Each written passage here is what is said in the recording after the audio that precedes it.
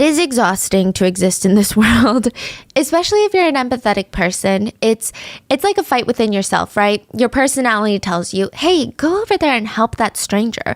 That poor old man looks like he's struggling to load his groceries into his car.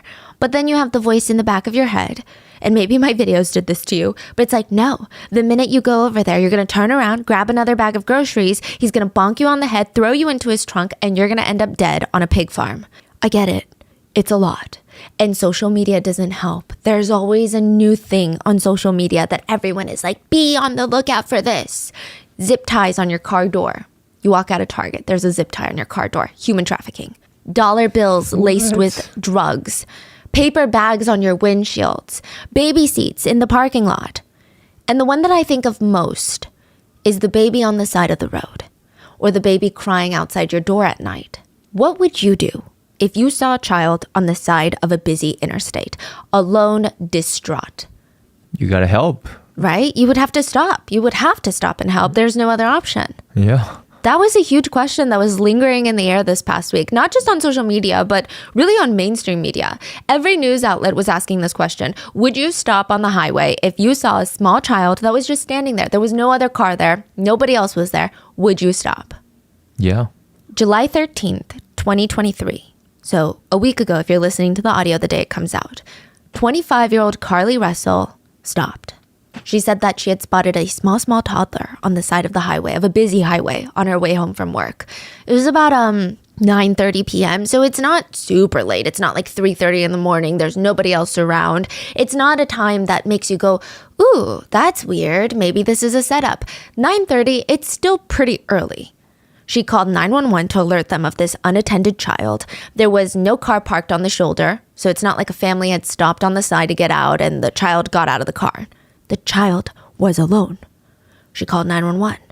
They said, okay, can you stay right there and we'll be there in like a few minutes.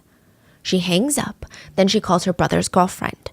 She stays on the phone with her, waiting for the police to arrive. But maybe Carly is afraid that the kid is going to run off into the woods. So most highways are stationed, and there's usually like wooded areas nearby, right? Mm-hmm. Maybe she's worried about that, or maybe she's concerned that the kid is going to run into oncoming traffic. So she pulls over, so she gets out of her car.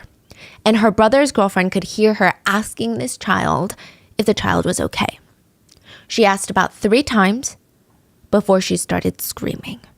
All her brother's girlfriend could do was listen helplessly on the phone. She heard Carly scream. She heard rustling noises. She kept screaming Carly's name, but there was no audible response other than what sounded like a struggle.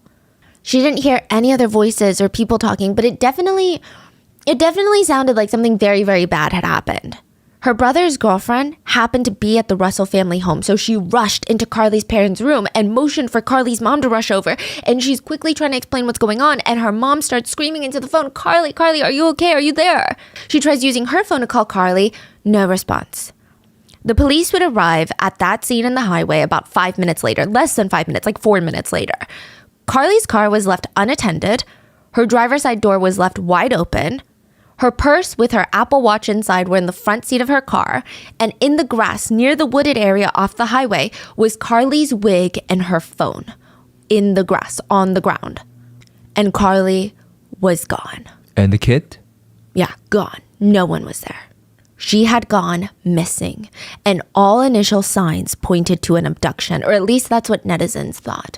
The stories, the urban legends that merged with real-life reports started to kind of mush together, and a lot of netizens were concerned, and they asked, what if it was human traffickers? What if they used a little toddler to lure in helpful women to come out of their cars and then snatch them? What if that's what happened to Carly? If that's the case, would they even find her? Would they ever even find the human traffickers? The only person that would know for sure what happened on that highway that night would be Carly Russell, and she was gone until she wasn't. Just 2 days later, exactly 49 hours later, Carly showed up to her parents' home barefoot.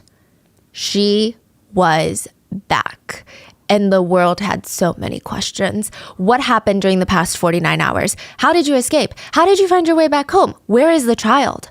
All of these are very reasonable questions, but because of the intrigue, because of the mystery, because of the almost evasiveness that Carly had, and a lot to do with the internet's obsession for conspiracy theories and a lot of inconsistencies in the case. The question slowly comes to, is Carly Russell even telling the truth?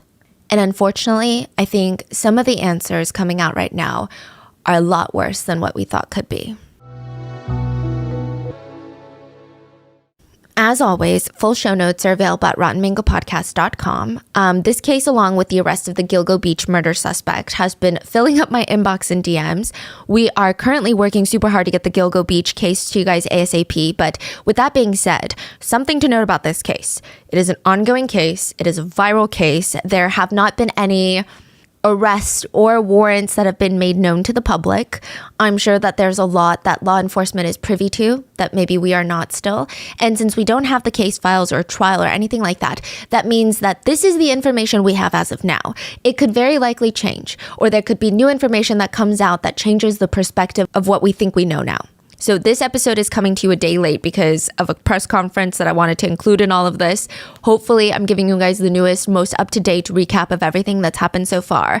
And with that being said, let's get into it. Let me walk you through July 13th first.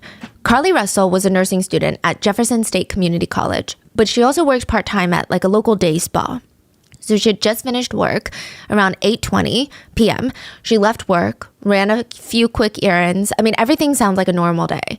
By all accounts, nothing spectacular happened. Law enforcement stated that as she drove away from work to run her first errand and her second errand, she was constantly on the phone with people that she knew. So talking to friends, family, right? She goes to pick up Mediterranean food for herself and her mother. Then she does a quick Target run to pick up a few quick snacks. And then she starts heading back home on Interstate 459. Now, side note, Carly lived with her parents. I'm not sure if her brother and her brother's girlfriend all lived in the house too, but it seems like her brother's girlfriend was at the house that night. Keep this in mind. So this is about an hour after she gets off work. She calls her brother's girlfriend and tells her that she sees a small child on the side of the highway. The child is in a white shirt and a diaper. She turns on her hazard lights and starts slowly pulling over, like slowing down and then pulling over safely on the shoulder of the highway. Her brother's girlfriend tells her... Wait. I'm so sorry. She was just pulling over while she was on the phone with the girlfriend? Mm-hmm. But you say she called the police already. Oh, no. This is when her brother's girlfriend is like, oh, you need to call the cops. Don't get out of the car. Okay. So she's like, oh, okay, let me call the cops right now. So as she's slowing down, she's calling the cops. Got it. And then she gets on the call with dispatch, and the 911 call was recently released in the press conference yesterday, July 19th. And it starts with Carly stating that she's on I-459, and there's just a kid that's walking by themselves. Now, a lot of the conversation initially is about if she's going southbound or northbound, and where exactly, what's the mile marker. And then the dispatch asks, how old do they look? Were they walking northbound or southbound? They're walking towards Tuscaloosa. Walking southbound? Or how old do they look? Like a toddler, like maybe like 3 or 4. Did you pull over with them? Are you still with them? Yes. Okay, are you with the child right now? No, I'm not. I didn't get out of the car. I can see them though. Do you mind staying and keeping an eye on them until we get there? Yeah, okay. Sure, yeah. What is he wearing? It's a white t-shirt, and it doesn't look like he has any pants on. It looks like a diaper. And you don't see any cars anywhere? No cars are anywhere. And the whole thing about Carly's voice is it sounds so normal. It sounds like if I were to call 911 about a missing child, or like a child that I see on the side of the road. It's just concerned but not stressed out. It's more like a toddler, maybe 3 or 4. Did you pull over with them, or are you still with them? Yes. Okay, you're with the child right now? No, I'm not. I didn't get out of the car. I can see them though. Do you mind staying with the child until we get there? Yeah, sure. Dispatch asks questions about the kind of car that Carly is in. And then they go, did you talk to the child at all, or did you say anything to them? No. Do they look like they're injured? No, they don't. Are they white, black, Hispanic, or Asian? They're white. Male or female? I think it's a boy. A little boy? White male? Okay, so is he wearing clothes?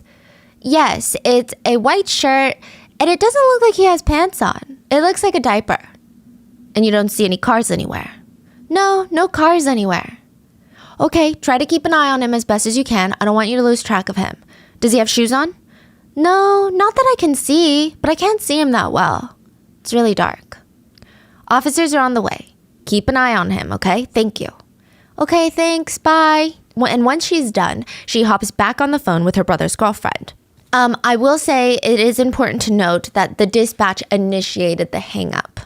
So I saw some discourse about it online, like why did she hang up? Usually dispatch tries to stay on the phone with you, but it's pretty indicative in the call that dispatch was like, okay, thanks. It was like a very natural end. So now she's on the phone with the brother's girlfriend. And I think the brother's girlfriend most likely thought that she was just going to stay on the phone with her until the police arrived. But before she could even do much, she can hear Carly talking to someone. I mean, it's pretty clear Carly got out of the car and it sounded like she was trying to ask the child if the child was okay. Like, are you okay? Are you all right? It said that Carly asked maybe 2 to 3 times and the brother's girlfriend could not hear a response. So she never heard the toddler respond, or maybe he was too scared to speak. And then there was a scream. Some sort of shuffling. A lot of background noise. Carly's brother's girlfriend didn't even dare hang up. She starts running around the house trying to get all of Carly's family gathered, and she's screaming Carly's name into the phone. When Carly's mom found out what was going on, she picked up her own phone and starts calling Carly because, she knows that her son's girlfriend has an open line, but still, she has to at least try. She doesn't know what else she can do. Right now, all they hear is background noise, and Carly hasn't said anything after she screamed. Thankfully, the family all use Life 360, an app to share locations with family and friends, and they threw on their clothes and they start racing to the location that shows up on their phones. It was a residential street. Wait, it wasn't highway? No, so not where Carly was. Her phone wasn't there either. The family would later find out that her phone was on the other side. So it's the highway, and in the middle, a wooded area, and then on the other side of that was a residential street. Huh. So I guess Life 360 is not like that precise. Oh, okay. So they went to the residential area. Yeah. And the phone and everything is across the fence almost. Yeah, basically. Okay. Yeah, there is a fence, yeah. Okay, so they're like, oh my God, she's not here. Her phone's not here. Like, what's going on? Now, side note, Carly's mom also called 911 after she found out Carly wasn't responding to the phone anymore. There were technically 2 911 calls that made that night about this incident. The first being Carly calling about the toddler on the side of the road. The second being Carly's mom to report the strange incident with her daughter. There would be no other calls to report a child missing or a child spotted on the highway. Just these 2 calls. And there would be no sign of Carly Russell anywhere. The police in this case, I will give it to them, they were on it. I mean, the same cannot be said for a lot of missing persons cases, especially missing Black women's cases, but they were on the scene within 4 minutes-ish. Yeah, and they started pulling CCTV cameras from the highway. We do have footage of her vanishing. But the footage is so grainy, so unclear, we can barely make out human figures in it. The footage is almost like an aerial view of the highway. It's nighttime. All the lights are like reflecting off of each other. It shows Carly Russell's red Mercedes, though, starting to slow down with her hazard lights on. She safely pulls over to the side of the highway. And I will note one thing. As she starts slowing down, she's driving for a while. We're going to later find out exactly how long she drove for. But that was like the first thing everyone noticed is like, wow, she's driving for a long time. So Did she see the kid that far ahead? Because if she did, then more people should have seen the kid. Yeah. Or was the kid like running away from her? Like, what's going on? So we're going to find out the distance that she's driving slowly for. And the distance is, well, I guess I can tell you right now. It's 6 football fields long. What? 600 yards if you want to use metrics. Oh, wow. Wow. Yeah. Okay. So she's driving for a while. Maybe she has really good eyesight. Because something else to note is, again, there were no other 911 calls made that night, nor any witnesses that came forward that stated that they also saw a child on the side of the highway. She starts slowing down. She makes it to the mile marker, like a giant sign on the highway, right? She stops the car, and from the footage, it's hard to see any child. Like, look, some people say they can make out a few figures. Other people say that they can't. I personally don't see anything, and I'm very aware that humans are more prone to see human faces and human figures in shadows. So I can't say for sure. It is like way too dark, way too grainy in the footage. We do see Carly's car stop, and what appears to be her driver's side door opening, and like a blob of a figure, because this is how bad the cameras are. Leaving the driver's side area, going through the back of her car and opening the passenger side door. So she's like walking around the back of her car, going to the passenger side, opening it, and then she seems to walk off into the wooded area. And that was the last she was seen. Yeah. To tell you how grainy the footage is, you can't even make out which direction she went in after she leaves the passenger side door. Like, you don't know if she's going northbound or southbound, or at least I can't with the footage that we have publicly available right now. She just vanished. The highway is still busy. You can see there's cars nonstop. It's 9:40 p.m. and she was gone, just vanished into thin air. And the next 48 hours would be excruciating for the family. Her parents pleaded with the public to help find their beloved daughter. Carly Russell had so much ahead of her. She had graduated Auburn University with a degree in psychology. She was a nursing student. She worked hard. Her mom described her as being so kind and compassionate. She was a joy to be around. She had this like deep love for God. And neighbors said, this could have happened to any one of our kids. That's what got the world so passionate. I mean, it could have been my daughter that had seen the child on the side of the road. What kind of person wouldn't stop? How could you not, right? Of course you would stop. You would do that because you're a good person. A lot of Carly's neighbors had kids that Carly once babysat for, so they were all holding prayer circles. It's Alabama, so it's pretty religious there. The prayer circles, they were holding vigils, they were looking and spending their entire weekend turning the entire town upside down. The nonprofit Crime Stoppers of Central Alabama raised money from the community, donations from people who wanted to help from afar. They were able to secure a $63,000 reward for anyone who knows anything about Carly's whereabouts. Wow. That's a lot. Yeah, and then it happened so quickly, right? Yeah, like within maybe 24 hours. I mean, I don't know if there's a national average that I could find that seemed accurate, but many cases we've talked about, I mean, we've seen rewards of $5,000, $10,000, and that's usually after they've been missing for a period of time. This is a big deal. I think it just goes to show the whole nation wanted Carly home. Law enforcement this time, they quickly get to work, and it is not just the Hoover Police Department. I'm talking local, state, federal agents were involved. The FBI, Secret Service, and the U.S. Marshal's Office were involved. Huh. So when did it start going viral? The same day she went missing, like the next day. Really? Yeah. Huh. Volunteer search parties made up of civilians, they hit the ground running. And at first, there were a lot of alarming rumors and whispers going around.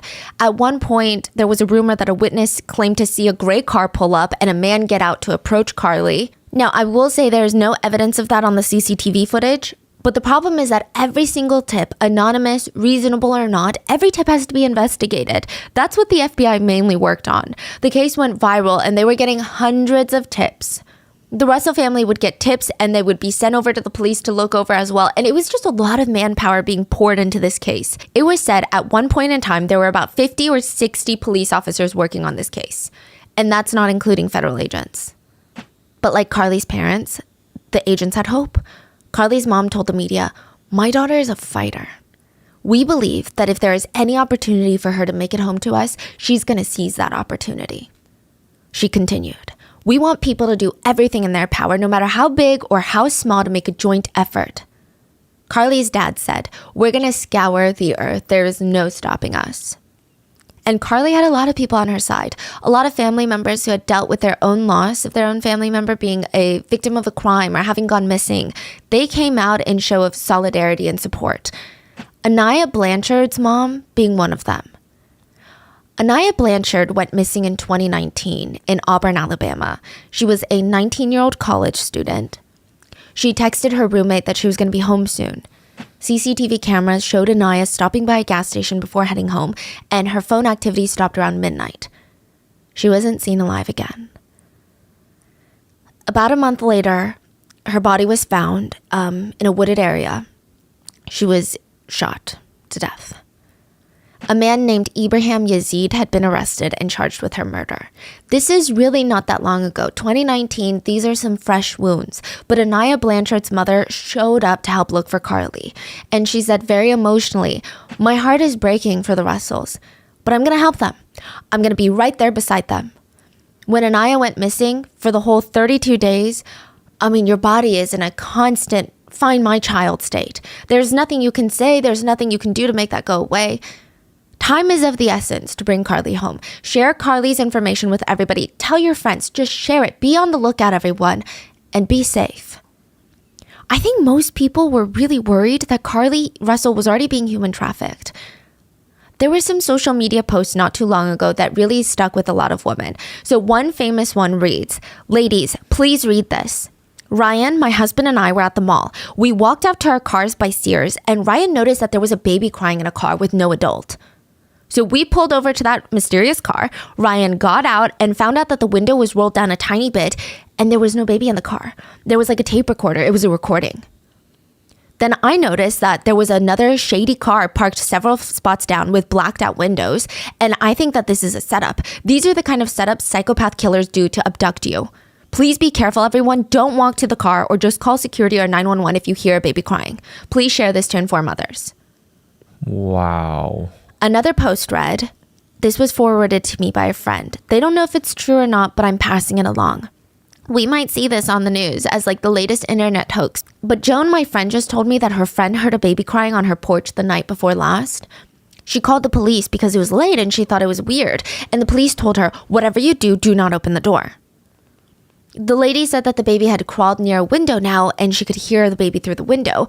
And she was so worried that the baby was going to crawl out into the street and get run over. And the police said, we already have a unit on the way. Do not, whatever you do not open the door. Then the officer told her that they think there's a killer who uses babies' cries recorded and uses it to lure women out of their homes thinking that someone dropped off a baby. He said that it wasn't verified, but several women had called saying that they heard a baby crying outside their door when they're home alone. So these took over the internet by storm, along with the human traffickers that will zip tie your door handle at Target parking lots because that's how they mark you. Many of these have been, I don't know, I don't want to say proven false because that makes it seem like that's never happened at all. And I don't have the knowledge of that, but just they haven't been connected with human trafficking. So major advocacy groups to end human trafficking said this is not really a concern.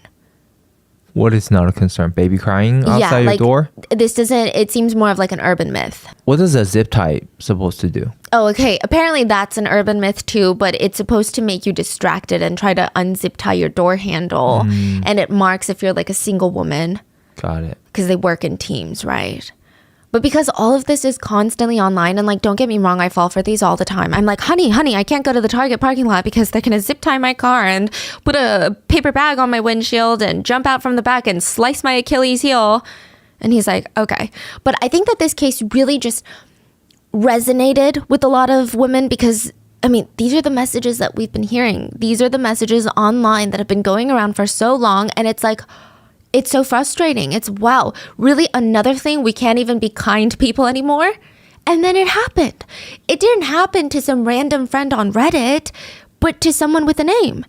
It happened to someone with a face who was so relatable. A young woman who was studying and working. It felt like Carly Russell could have been any one of us. So everyone rallied together to look for her. And then she was found. Almost exactly 49 hours later. July 15th, 2023, Hoover police receive a call from the Russell residence. Carly is home. We don't have that many details right now about how she got home, but here's what we know so far. She came home on foot. She didn't drive. Nobody dropped her off. She walked home somehow. She was barefoot. She was seen on neighbors' home security cameras walking through the neighborhood alone before arriving home. At first, the fire department, and I'm not sure where exactly the miscommunication came from, but the fire department initially thought Carly was unconscious and unresponsive. But when paramedics arrived at the scene to take care of her, she was responsive and speaking. She was rushed to the hospital to be evaluated. She was briefly questioned by the police, treated, and released. Now, I am going to go over what the police uncovered in their brief conversation with Carly once she's home and other key pieces of evidence that they found. But before that, let me walk you through the public's perception. Long before yesterday's press conference, there seemed to be a rabbit hole of inconsistencies about this case, according to the internet. For one, nobody else reported seeing a child on the side of the highway. And if you just look at the people of Hoover who came together to look for Carly, I feel like this is not a community that would just see a child and go, I'm sure someone else will deal with it. There were no reported sightings of that said child, but also there were no reports of a missing child that fit the description. But that doesn't mean that the child doesn't exist. It could have been a child that had gone missing long, long ago, or that nobody knew to be missing. But the biggest thing that everyone came back to was, if there was an abductor, if there was a child on the side of the highway, the police would absolutely announce that they were looking for this victim or this suspect after Carly got home, right? Because for like a week, the police were silent. Okay, for like 4 days, actually, the police were silent. After Carly came home. They released like little tidbits here and there, but they never said, hey, this is the composite sketch of the guy that we're looking for, or this is what the baby looks out. Everyone, don't go out at night. If you hear a baby on the highway, don't stop. They didn't put out any of these. And so the community is like, are we in danger or are we not? Someone let us know. So that is the belief. Like, look, I don't know. Look, I don't know though, because for the Idaho case, for the longest time, the public thought that the police weren't doing anything, and then they caught the person, but it's just, it was kind of shady. So one side of people believed that Carly was lying, and they said, well, they would warn the public. They would ask the public, who's already looking for answers. It's a national case. They would ask the public to be on the lookout. They didn't release any sort of sketch or anything. I mean, allegations that a child was being used to human traffic women or kidnap someone, that's a very big deal. Maybe they're not doing that because there's no abductor. There's no missing child.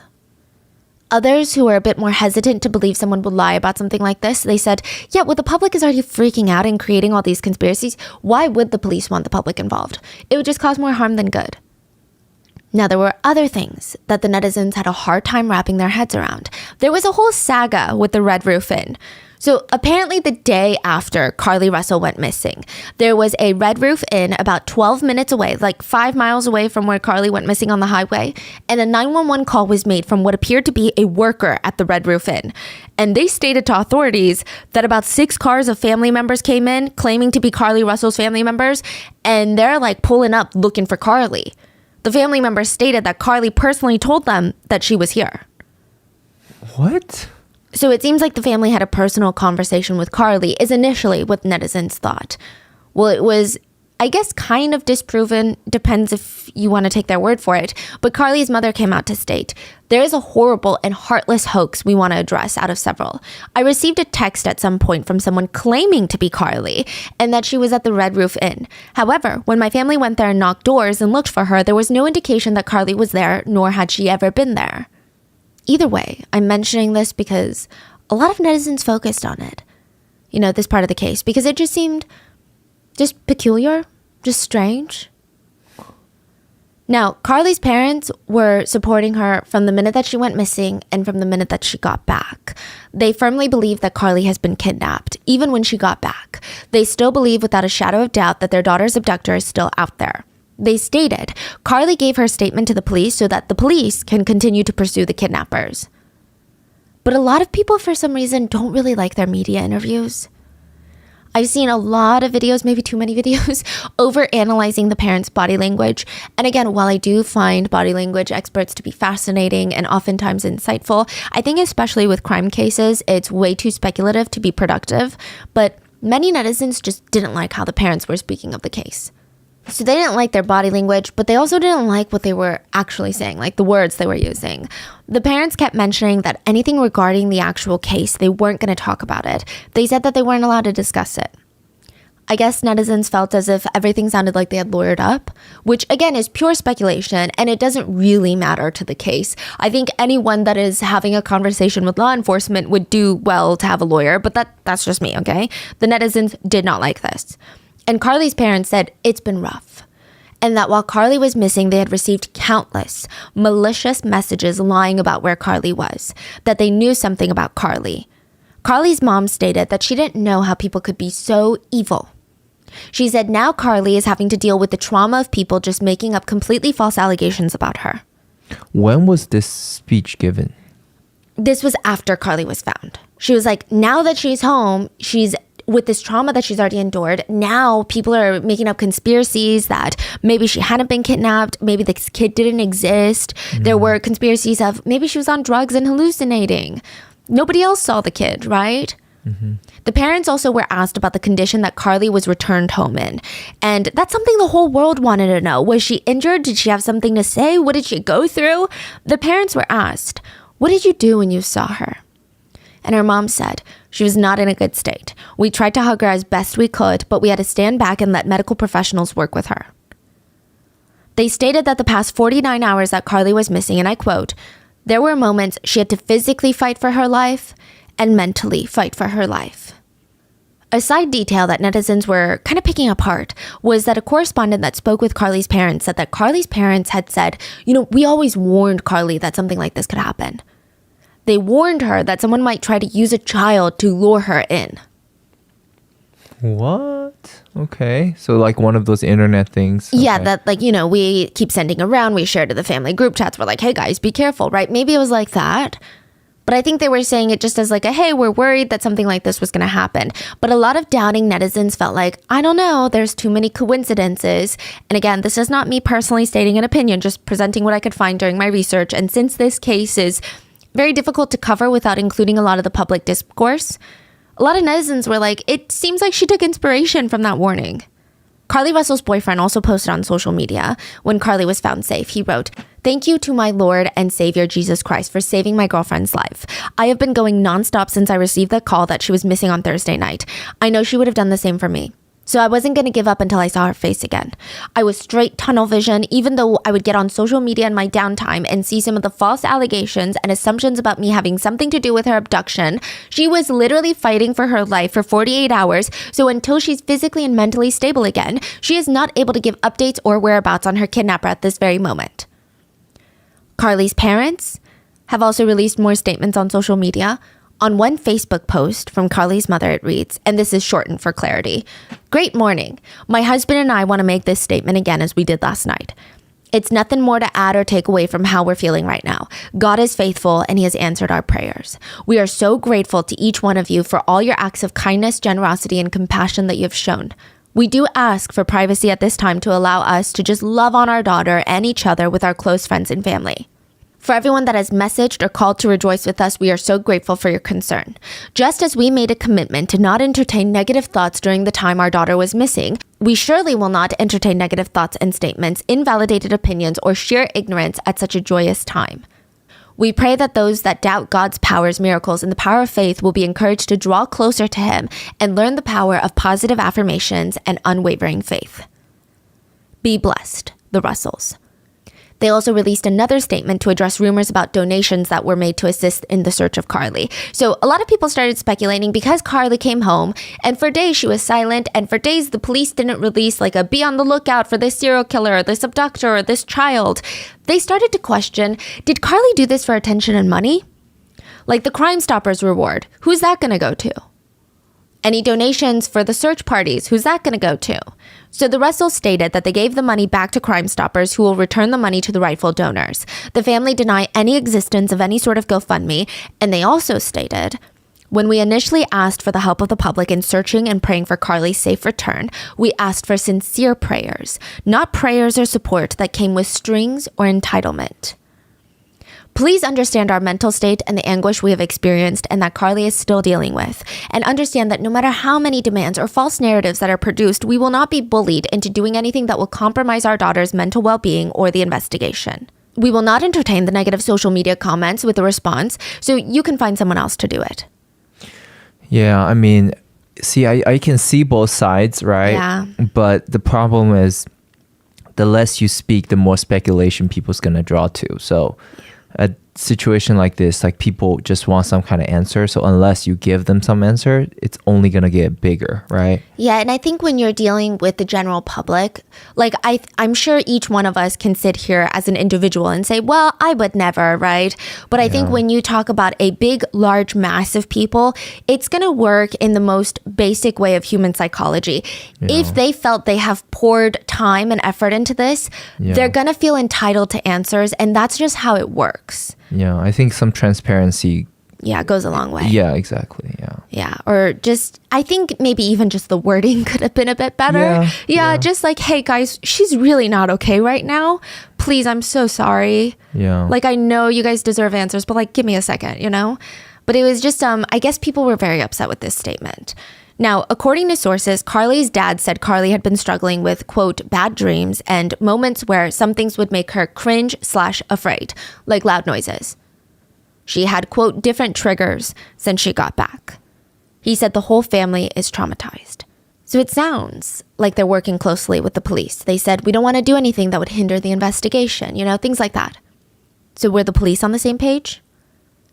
Not really. And we actually got that impression long before the press conference.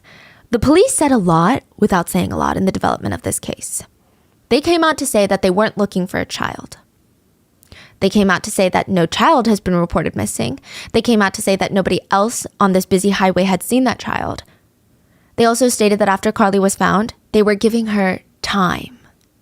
A lot of people thought that was weird. You wouldn't say that in an investigation when a dangerous kidnapping perpetrator is on the loose. You wouldn't say that if there's a serial killer on the loose. Time is of the essence. Every law enforcement agency knows that.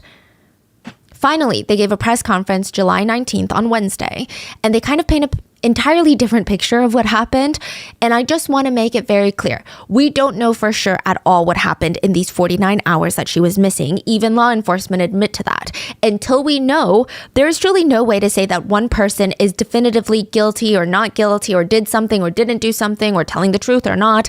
Police have gotten it wrong before, but it's not looking good. They had so many different levels of law enforcement on this case, and so many damning things have come out in the press conference. Let's dissect everything. The police stated that they were still investigating and they wouldn't stop until they could account for all 49 hours that Carly was missing. And even though the investigation isn't over, they felt as if they owed it to the citizens to give them the facts of the case. The police stated that after Carly came back home, they were able to briefly talk to her about what had happened while she had been missing for the past 49 hours. She stated that while she was driving down the highway, she saw a little child on the side of the road, unattended. Okay, we know that. She called 911. She got out of her car to check on the child. She said that there was a man that was hiding in the shadows of the trees. He came out and started mumbling about how, I'm just checking on the child too. But before Carly could do anything, the man picked her up and she screamed, dropped her phone, and she told the police he made her go over a fence, forced her into a car, and the next thing she remembers is being in an 18-wheeler in the back of one of those big trucks. She said that there was a woman there too, but she only heard her voice and never saw the woman. She could also hear a baby crying. What did the man look like? She said that he had orange hair and a bald spot in the back. She said that she was able to get out of the truck, start running, but they caught her again. She was thrown into a car this time. They blindfolded her, but they told her that they didn't want to tie her up because they didn't want to leave any impressions or marks on her wrists. They drove till they came to a house. They took her inside this house. They forced her to get naked, and she thinks that they took nude photos of her, but she doesn't remember any physical contact. She remembers the next day, the woman fed her cheese crackers and played with her hair.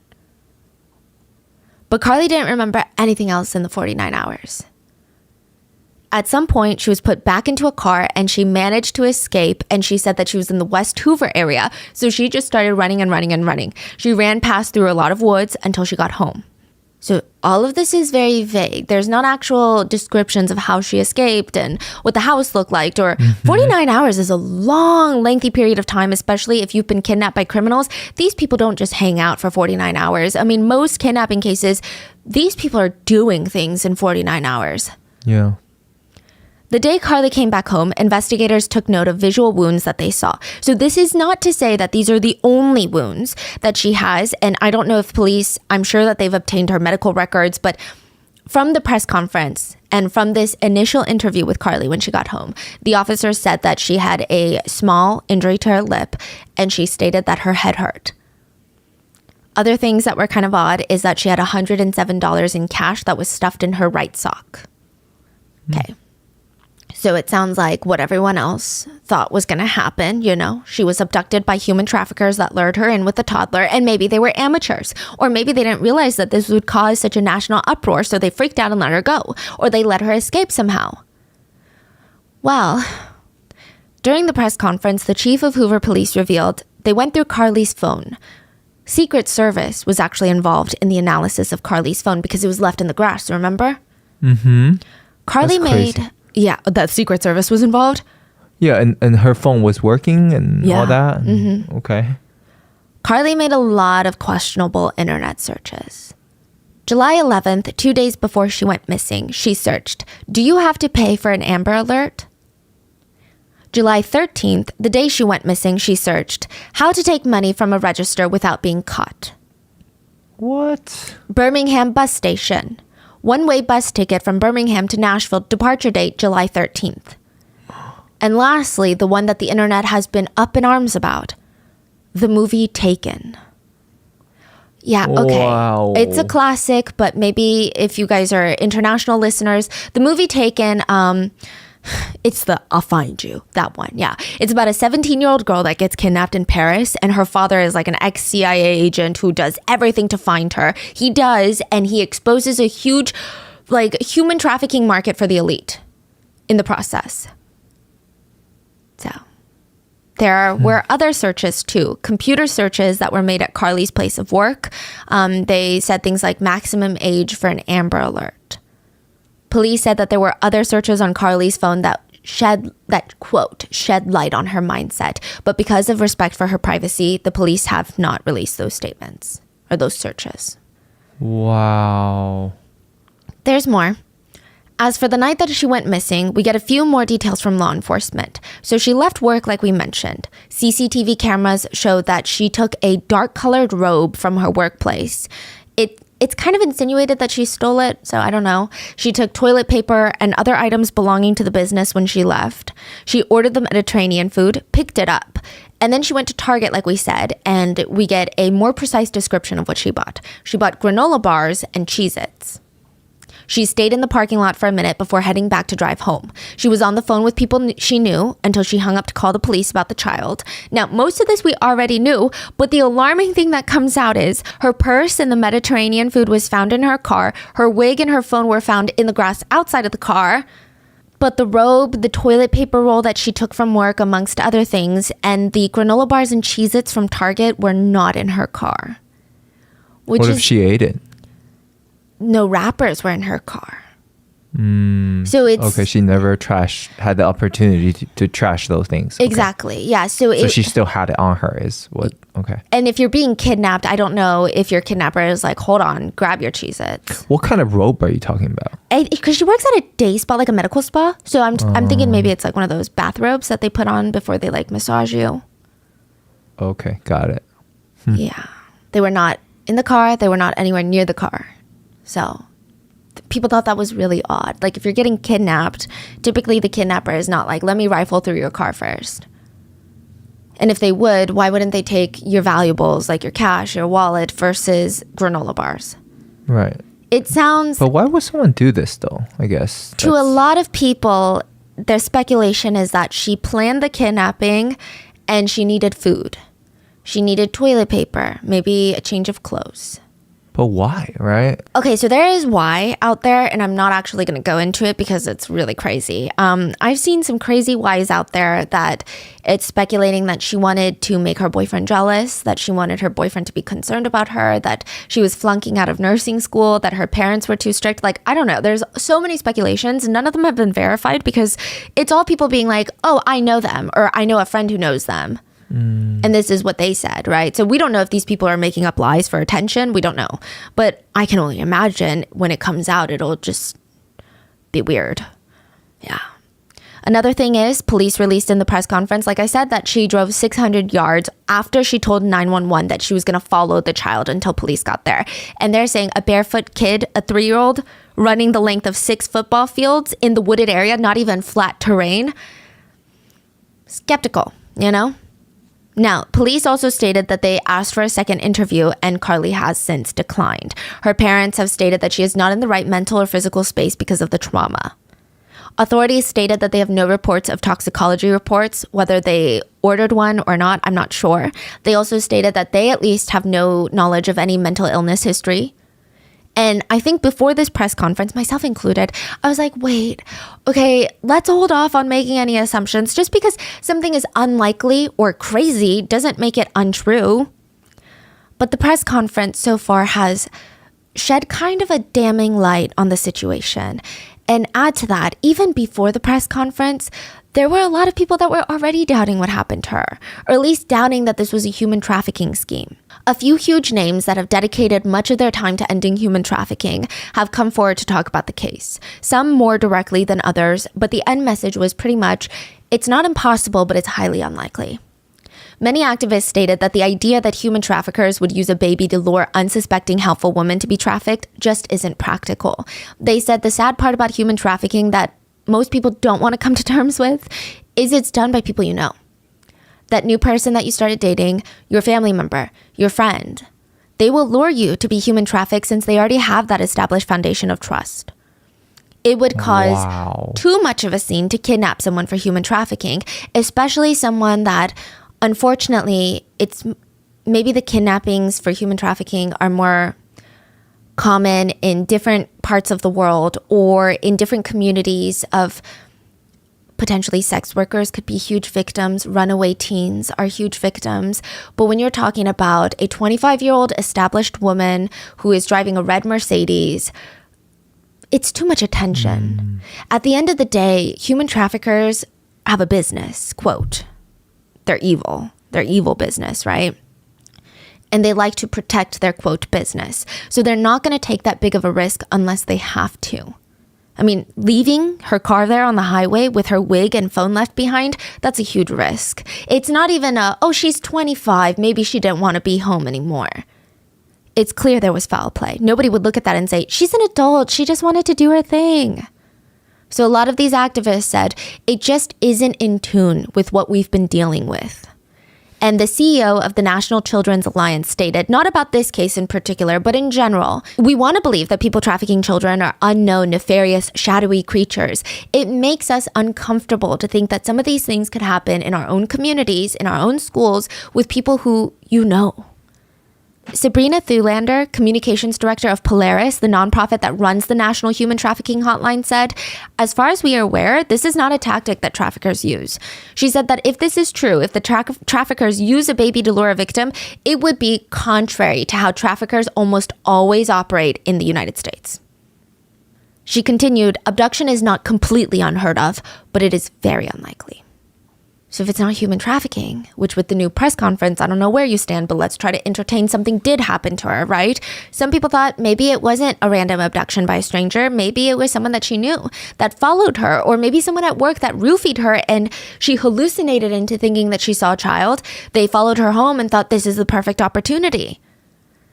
The theory has a hiccup when CCTV cameras showed no other car pulling up, and the police said that they tracked her from her workplace to the highway, and there's no evidence that she was being followed by any vehicles.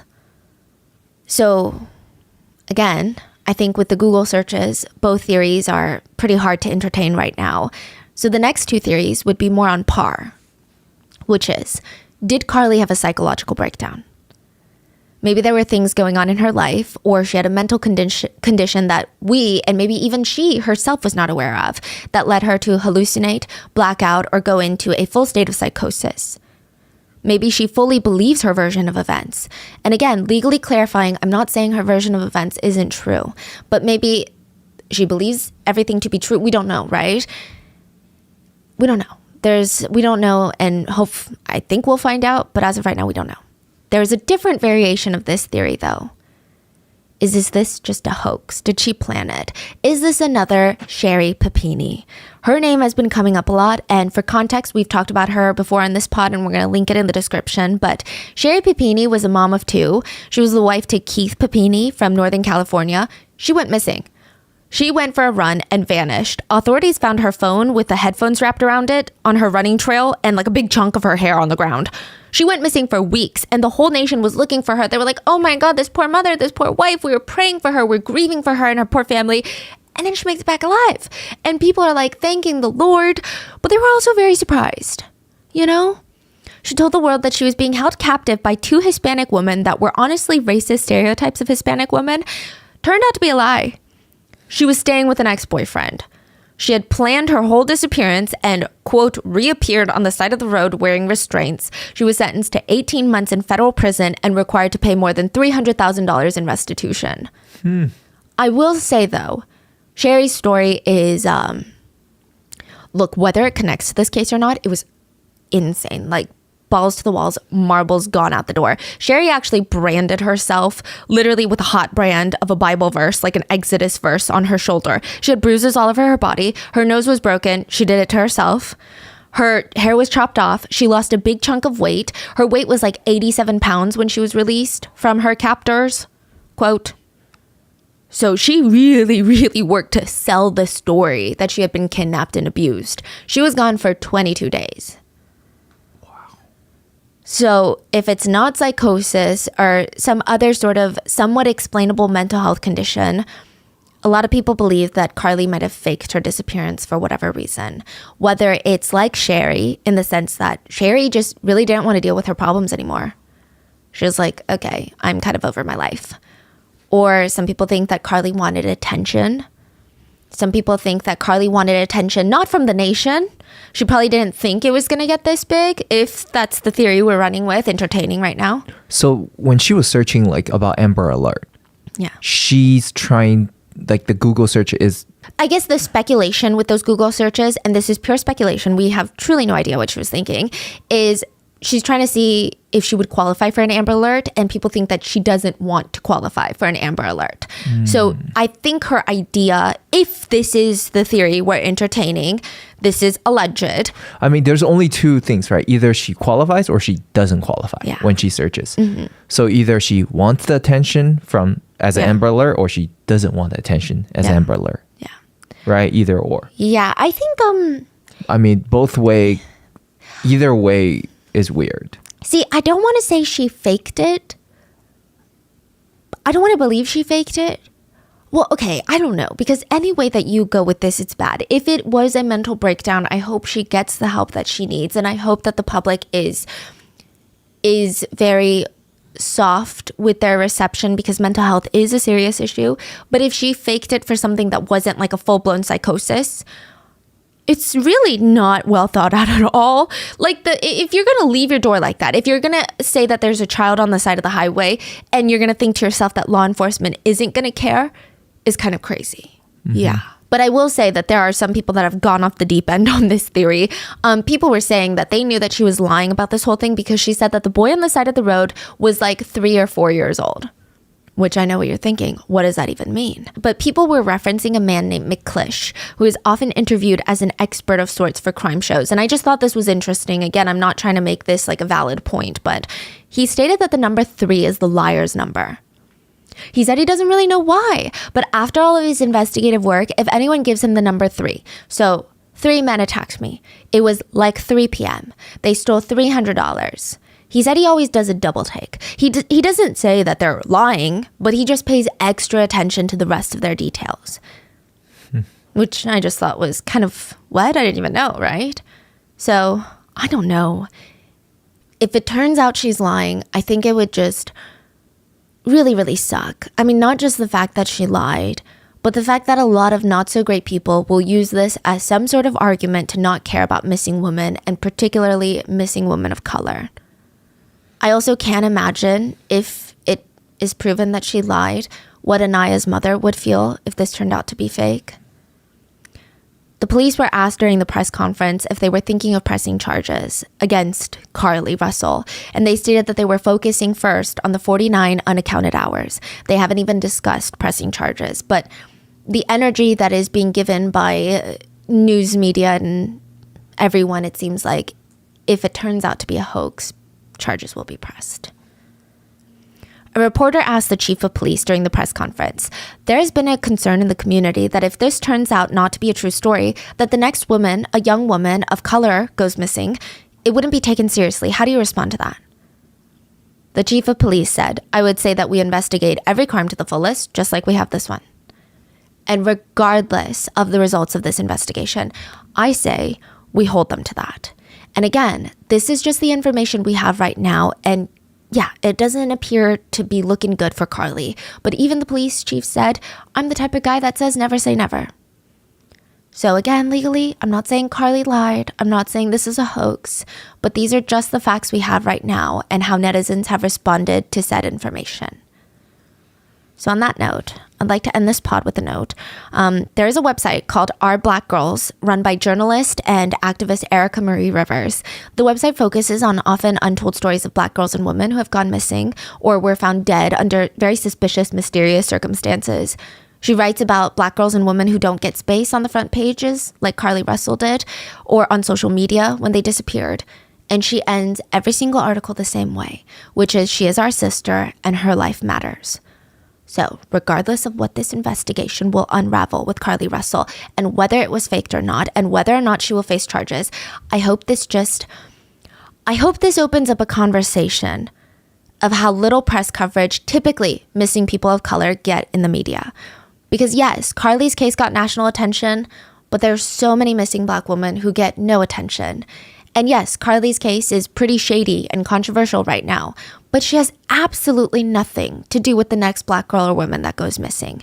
And we should just be as passionate about finding the next one as we were about finding Carly Russell. So with that being said, please stay safe. Let me know your thoughts. And I will see you guys on Sunday for the mini-sode.